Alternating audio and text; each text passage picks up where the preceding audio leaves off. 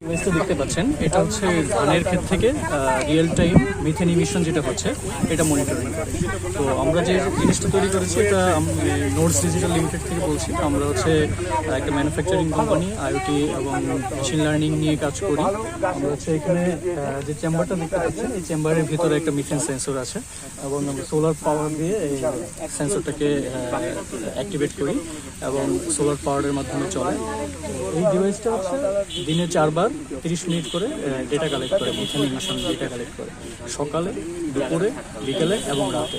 প্রতিদিন এই 4টা সাইকেলে এখান থেকে আমরা মিথেনের ডেটা কালেক্ট করি।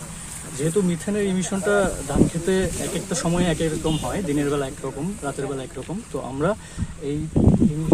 এই সেন্সরটার মাধ্যমে হচ্ছে দিনে এবং রাতে মিথেনের ইমিশন কীরকম হয় সেই ডিফারেন্সটাও বুঝতে পারি।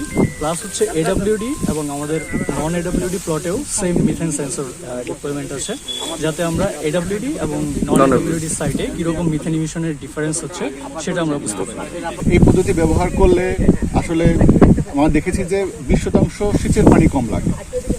আমাদের প্রচলিত ধারণা আছে যে কৃষি জমিতে সবসময় বোরো ধানের জমিতে আমাদের পানি ধরে রাখতে হবে, সবসময় দাঁড়ানো পানি থাকতে হবে। আসলে এটার কোনো প্রয়োজন নেই। আবার অন্যদিকে দেখা যাচ্ছে যে আমরা এডাব্লিউডি পদ্ধতি ব্যবহার করে অনেকে ধারণা হতে পারে যে ফলন কমে যেতে পারে, কিন্তু আসলে কথাটি সত্য নয়। আমরা গবেষণা করে দেখেছি যে ধানের ফলন বৃদ্ধি পায়।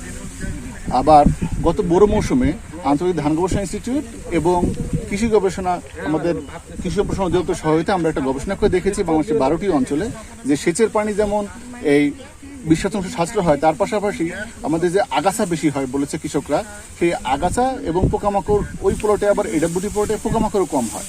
তো এই আগাছা দমনের যে খরচ এবং পোকামাকড় দমনের খরচ কৃষকের যে সেচ পদ্ধতি রয়েছে এবং এডাব্লিউডি পদ্ধতির মধ্যে তেমন কোনো পার্থক্য নেই। তাই এডাব্লিউডি পদ্ধতি যদি ব্যবহার করি আমরা এই কৃষকের জমিতে, তাহলে 20% পানি সাশ্রয় হবে, যা এই বরেন্দ্র অঞ্চলের জন্য খুবই উপকারী, অত্যন্ত গুরুত্বপূর্ণ। এবং সেই সর্বশেষে বলতে চাই যে 20% পানি সেচের পাশাপাশি কমার পাশাপাশি আমরা যদি এটা সারা বাংলাদেশে ছড়িয়ে দিতে পারি, তাহলে আমাদের প্রায় $30 মিলিয়ন সাশ্রয় হবে। এটা হচ্ছে এডাব্লিউডি পাইপ, যে অল্টারনেট ওয়েটিং অ্যান্ড ড্রাইংয়ের যে পাইপ।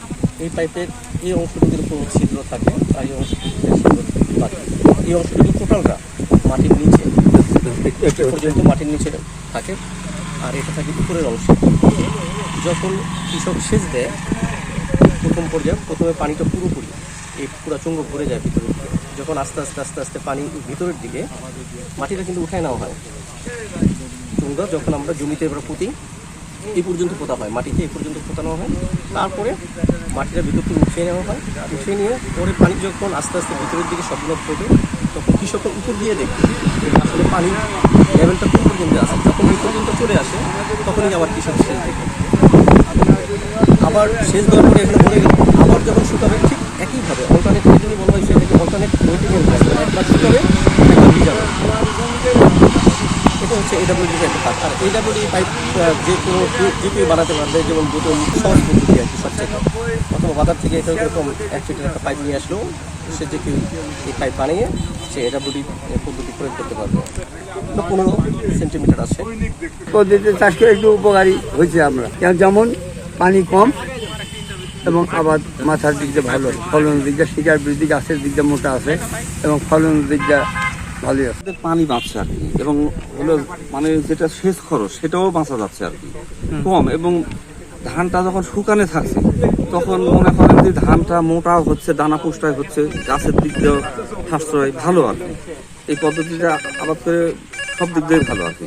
এটা প্রথমে কৃষকদের একটু সমস্যা ছিল, যে ধারণা ছিল যে কোম্পানি হলে ধান হবে না, কিন্তু দেখা যাচ্ছে আপনার সিজন শেষে অন্যান্য বছরের তুলনায় 3 থেকে 4টা সেচ কম লাগছে।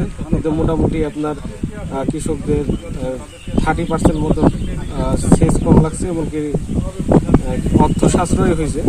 তো এইটাই এই প্রজেক্টের উপকার, এমনকি এইটাতে কৃষকের আস্থা আনছে, এমনকি তারা খুশি।